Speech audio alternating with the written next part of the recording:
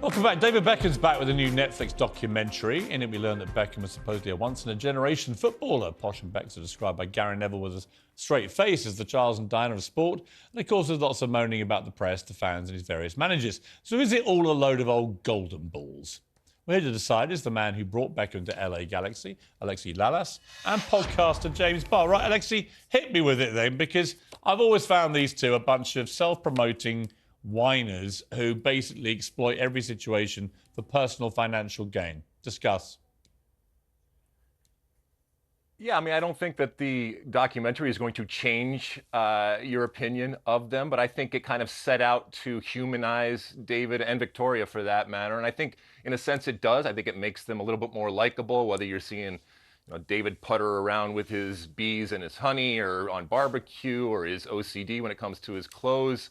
But I also think that there's some misses. So it's entertainment, and I think ultimately you get a glimpse into what David Beckham is, but only the glimpse that he and Victoria and David Beckham, the machine, wants you to get. Right, and James, that's my issue with it, is that this is a very sanitised thing. It's a bit like the Meghan and Harry Netflix one. But all we're getting is basically a PR job.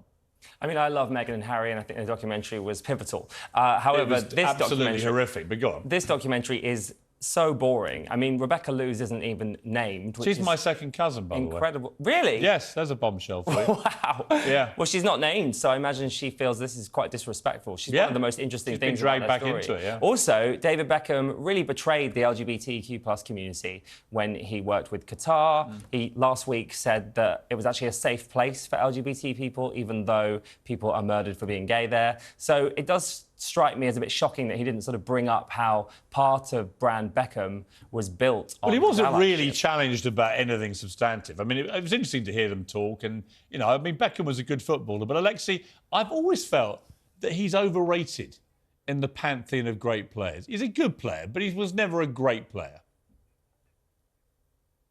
Yeah, but he was, arguably, and maybe still is, one of the most famous people on the planet. And I think that's another thing that the documentary doesn't really delve into is this brand. I find it as interesting as the actual player on the field. And to your point, look, we all know a titillating part is the affair and the alleged cheating and all that. And if you're going to bring it up, I don't know, but after watching it, I turned around and said, wait, that's it? Because they kind of just veered off into something else, and it never actually was addressed. I get it, it's personal. If you don't want to talk about it, that's fine. But if you're going to talk about it in the documentary, then there's got to be something definitive. And the intentional vagueness in that moment, I think, was stark and a missed opportunity, and one that really stands out.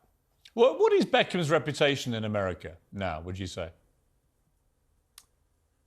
Now, I think with the ownership that he has with Inter Miami and now bringing Messi, I think there's one of business. I think there's one of stardom. I also think that he, in the history of American soccer, his coming to Major League Soccer and to the United States, I do think that it's looked at as a seminal, and rightfully and fairly so, a seminal type of moment that changed the structure and the league. I don't think that he's looked at in the same way that, for example, Pele, when he came and played in the NSL, looked. And to your point about the player, Messi has always been about on the field and what he does on the field. David has been about everything on the field and off the field. And James, Victoria Beckham and all this, how does she come over, do you think? I mean, it's so unrelatable that she had her dad drive her to school in a Rolls Royce. I know. And the fact that she's trying to hide that is hilarious. Listen, I love Victoria Beckham. I've always loved the Spice Girls. I'm a Spice boy. I also think that's what's upsetting about this documentary. Like, it's more about him. I just don't really care. I want to see Victoria Beckham getting back to what she does best. And what she does best is pointing in the Spice Girls.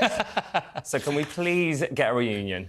Yeah, I wouldn't mind a Spice Girls reunion. I wouldn't mind that, actually. I think it'd be quite fun. But they couldn't have any auto-tuning. They'd have to actually be heard singing as they actually sing.